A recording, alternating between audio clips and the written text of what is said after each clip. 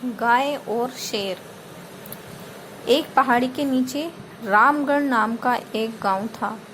गांव के सारे जानवर हरी घास खाने के लिए सुबह उसी पहाड़ी के ऊपर बसे जंगल में जाते और शाम होते होते घर वापस आ जाते थे।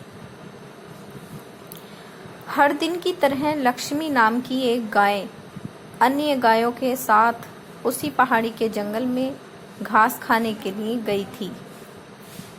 वह हरी घास खाने में इतनी ज़्यादा प्रसन्न थी कि वह कब एक शेर की गुफा के पास पहुंच गई, उसे पता भी नहीं चला। शेर अपनी गुफा में सो रहा था और वह पिछले 2 दिनों से भूखा भी था। जैसे ही लक्ष्मी शेर की गुफा के पास पहुंची, गाय की खुशबू से शेर की नींद खुल गई। वह शेर धीरे धीरे गुफा से बाहर आया और गुफा के बाहर गाय देखकर खुश हो गया। शेर ने मन ही मन सोचा कि आज उसकी 2 दिनों की भूख मिट जाएगी। वह इस तंदुरुस्त गाय का ताज़ा मांस खाएगा और यह सोचकर उसने एक तेज दहाड़ लगाई। लक्ष्मी शेर की दहाड़ सुनकर डर जाती है। जब वह अपने आसपास देखती है तो वहां दूर दूर तक उसको कोई भी दूसरी गायें नहीं दिखाई देती।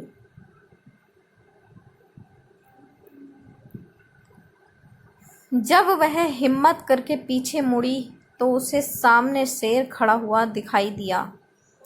उस शेर ने लक्ष्मी को देखकर फिर से दहाड़ लगाई और लक्ष्मी से कहा, मुझे 2 दिनों से कोई शिकार नहीं मिल रहा था। मैं भूखा था, शायद इसलिए भगवान ने मेरा पेट भरने के लिए तुझे मेरे यहाँ पर भेजा है। आज मैं तुझे खाकर अपनी भूख मिटा लूँगा। शेर की बात सुनकर लक्ष्मी डर जाती है। वह रोते हुए शेर से कहती है, मुझे जाने दो, मुझे मत खाओ। मेरा एक छोटा बच्चा है जो अभी सिर्फ मेरा ही दूध पीता है और उसे घास खाना अभी तक नहीं आता है। लक्ष्मी की बात सुनकर शेर हंसते हुए कहता है, तो क्या मैं अपने हाथ में आए शिकार को ऐसे ही जाने दूं? मैं तो आज तुझे खाकर अपनी 2 दिनों की भूख मिटाऊंगा।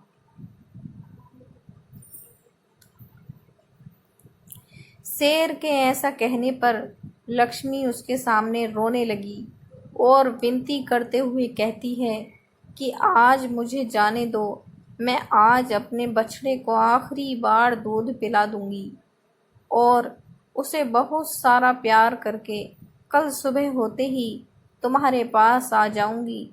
फिर तुम मुझे खा लेना और अपना भूखा पेट भर लेना।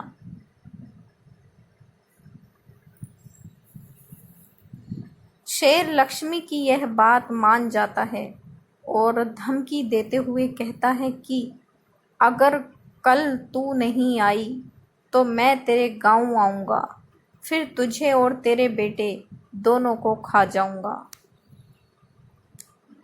लक्ष्मी शेर की यह बात सुनकर खुश हो जाती है और शेर को अपना वचन देकर गांव वापस चली जाती है। वहाँ से वह सीधे अपने बछड़े के पास जाती है, उसे दूध पिलाती है और बहुत सारा प्यार करती है। फिर बछड़े को शेर के साथ हुई सारी घटना बताती है और कहती है कि उसे अब अपना ख्याल खुद ही रखना होगा। वह कल सुबह होते ही अपना वचन पूरा करने के लिए शेर के पास चली जाएगी। अपनी माँ की बातें सुनकर बछड़ा रोने लगता है। दूसरे दिन सुबह होते ही लक्ष्मी जंगल की तरफ निकल जाती है और शेर की गुफा के सामने पहुंचकर शेर से कहती है, अपने वचन के अनुसार मैं तुम्हारे पास आ गई हूँ, अब तुम मुझे खा सकते हो। गाय की आवाज़ सुनकर शेर अपनी गुफा से बाहर निकलकर आता है और भगवान के अवतार में प्रकट होते हैं।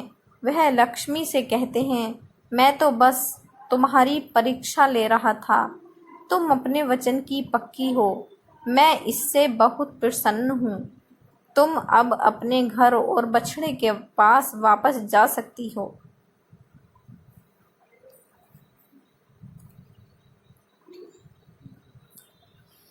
इसके बाद वे उस गाय को गौ माता होने का वरदान भी देते हैं और उसी दिन के बाद से सभी गायों को गौ माता कहना शुरू कर देते हैं।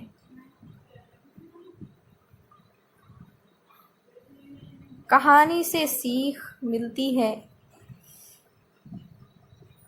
कि दोस्तों, हमें जान की बाजी लगाते हुए भी अपने दिए हुए वचन को पूरा करना चाहिए। यही हमारे दृढ़ व्यक्तित्व को दर्शाता है। तो दोस्तों, आपको हमारी ये कहानी कैसी लगी? इसे लाइक और हमारे चैनल को सब्सक्राइब ज़रूर करना और ऐसी ही प्यारी कहानियाँ सुनने के लिए हमारे YouTube चैनल से जुड़ना। धन्यवाद।